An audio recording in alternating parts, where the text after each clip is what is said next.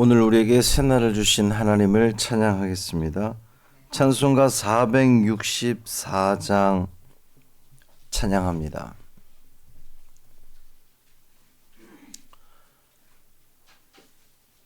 찬송 464장 믿음의 새빛을 찬양함으로 새벽 기도회를 시작하겠습니다. 믿음의 새빛을 밝히는 마음으로 주의 길 나서는 하나님 백성들, 언제나 밝은 마음 믿음으로 살면 은혜의 구원 열매 풍성히 맺으리. 소망의 새빛이 가득한 마음으로 주의 길 따르는 하나님 백성들, 언제나 푸른 마음 소망으로 살면 영광의 하늘나라 멸류관 얻으리.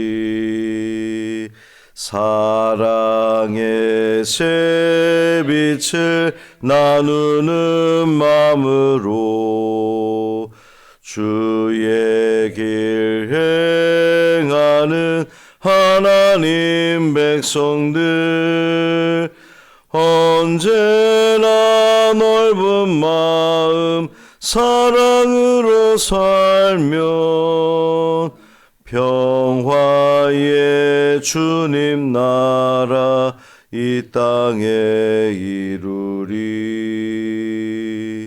아멘.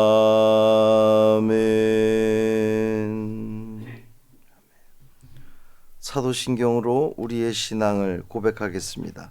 전능하사 천지를 만드신 하나님 아버지를 내가 믿사오며 그 외아들 우리 주 예수 그리스도를 믿사오니 이는 성령으로 잉태하사 동정녀 마리아에게 나시고 본디오 빌라도에게 고난을 받으사 십자가에 못 박혀 죽으시고 장사한 지 사흘 만에 죽은 자 가운데서 다시 살아나시며 하늘에 오르사 전능하신 하나님 우편에 앉아 계시다가 저리로서 산자와 죽은 자를 심판하러 오시리라. 성령을 믿사오며 거룩한 공회와 성도가 서로 교통하는 것과 죄를 사하여 주시는 것과 몸이 다시 사는 것과 영원히 사는 것을 믿사옵나이다. 아멘. 마태복음 3장 4절부터 12절까지 말씀입니다. 마태복음 3장 4절부터 12절까지 말씀 함께 읽습니다. 이 요한은 낙타털 옷을 입고 허리에 가죽띠를 띠고 음식은 메뚜기와 석청이었더라. 이때에 예루살렘과 온 유대와 요단강 사방에서 다 그에게 나와 자기들의 죄를 자복하고 요단강에서 그에게 세례를 받더니 요한이 많은 바리새인들과 사두개인들이 세례 베푸는 대로 오는 것을 보고 이르되 독사의 자식들아, 누가 너희를 가르쳐 임박한 진노를 피하라 하더냐. 그러므로 회개에 합당한 열매를 맺고 속으로 아브라함이 우리 조상이라고 생각하지 말라. 내가 너희에게 이르노니 하나님이 능히 이 돌들로도 아브라함의 자손이 되게 하시리라. 이미 도끼가 나무 뿌리에 놓였으니 좋은 열매를 맺지 아니하는 나무마다 찍혀 불에 던져지리라. 나는 너희로 회개하게 하기 위하여 물로 세례를 베풀거니와 내 뒤에 오시는 이는 나보다 능력이 많으시니 나는 그의 신을 들기도 감당하지 못하겠노라. 그는 성령과 불로 너희에게 세례를 베풀 것이요 손에 키를 들고 자기의 타작마당을 정하게 하사 알곡은 모아 곡간에 들이고 쭉정이는 꺼지지 않는 불에 태우시리라. 아멘. 이 말씀 하나님 말씀입니다. 오늘도 어제와 별반 다를 바 없는 하루가 될 겁니다. 맥 빠지게 하려고 하는 얘기가 아니라 똑같이 반복되는 예배, 기도, 말씀, 찬양, 어제 한 것으로 퉁치면 안 될까요? 똑같으니까. 안 된다고 생각하셨으니 지금 이 자리에 계신 거라고 저는 믿습니다. 한 번 신앙생활이 우리의 영혼을 책임져 줄 수 없습니다. 그래서 오늘 우리는 또 새로운 마음으로 새날을 시작하는 거예요. 어제보다 조금, 많이도 말고 조금 더 나은 하루가 되기를 주님의 이름으로 축복합니다. 세례 요한의 외침이 뭐였습니까? 회개하라, 천국이 가까이 왔느니라.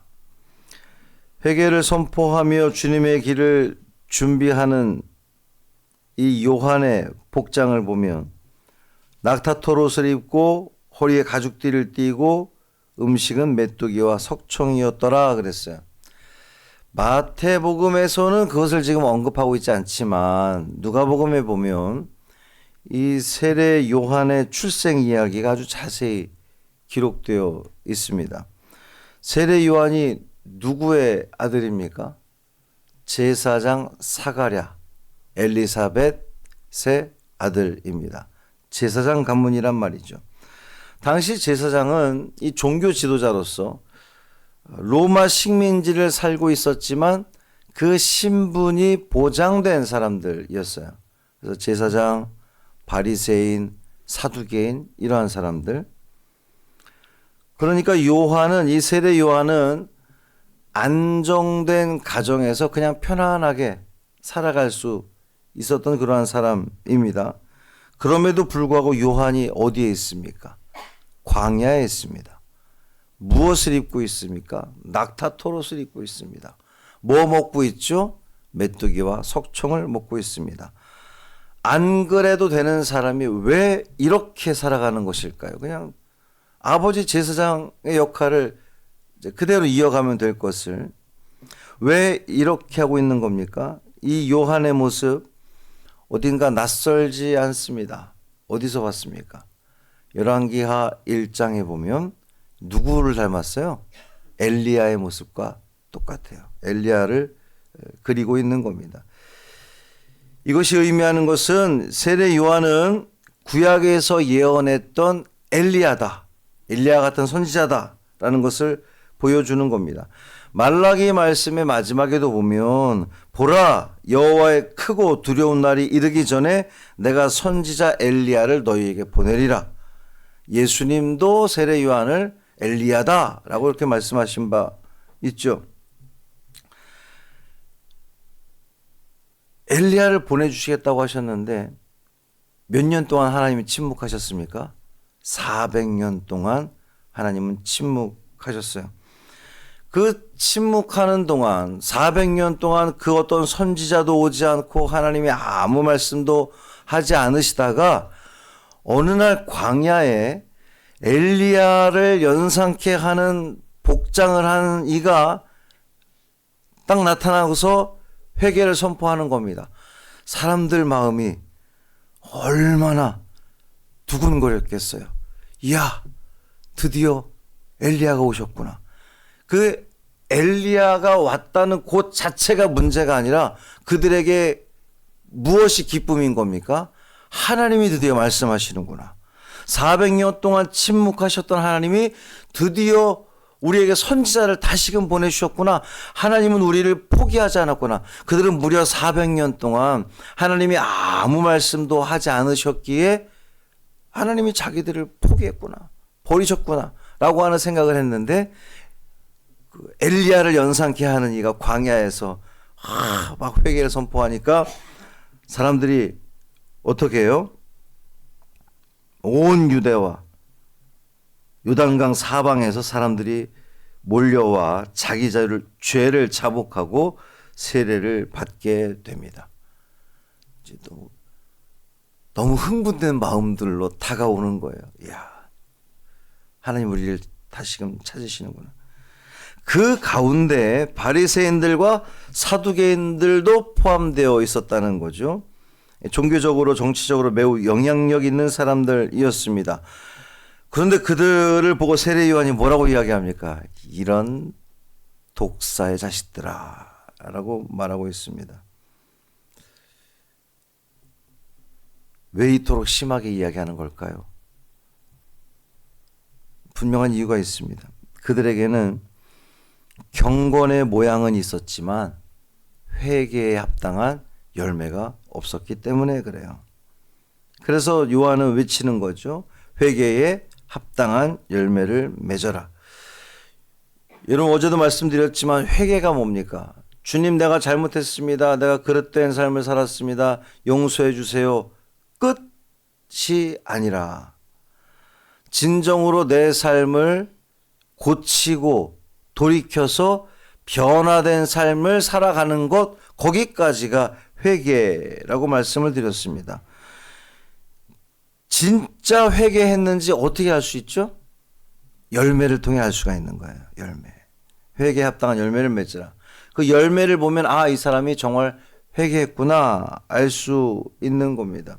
입으로 아무리 회개했다고 하는데 그 삶이 전혀 달라지지 않는다면, 회개했다고 하는 사람이 여전히 미워해요. 회개했다고 말은 하는데 여전히 막 자기 욕심 부리고 자기 고집 피우고 막 그래요. 그러면 그 사람 진짜 회개했다고 볼 수 있겠습니까? 더군다나 이 바리새인들과 사두개인들에게는 믿는 구석이 있었어요. 우리는 아브라함의 자손이다. 하나님 백성이다. 선민이다. 근데 세례 요한이 뭐라고 그럽니까? 그렇게 생각하지 마라. 하나님은 이 돌들로도 아브라함의 자손을 삼을 수 있는 분이시다. 아브라함의 자손이라는 그 이름이 중요한 것이 아니라 아브라함처럼 믿음으로 순종하는 사람이 진정한 아브라함의 자손이다라는 것이죠. 오늘 우리도 마찬가지 아니겠습니까?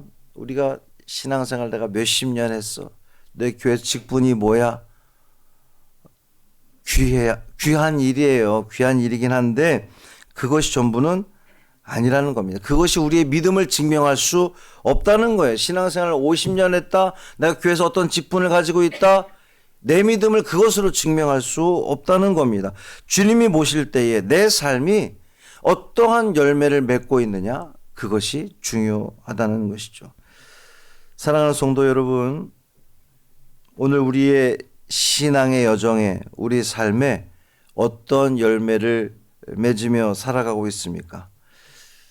바라기는 어제보다 조금 더 사랑하시고, 어제보다 조금 더 양보하시고, 조금만 더 품어주시고, 조금만 더 용서해 주시고, 예수님 닮은 삶을 조금 더 살아가려고 애를 쓴다면 하나님께서 우리 그 애씀을 기억하셔서 불에 태워지는 쭉정이의 삶이 아니라 곳간에 드리게 되는 알곡의 신앙들 되시기를 주님의 이름으로 축원합니다.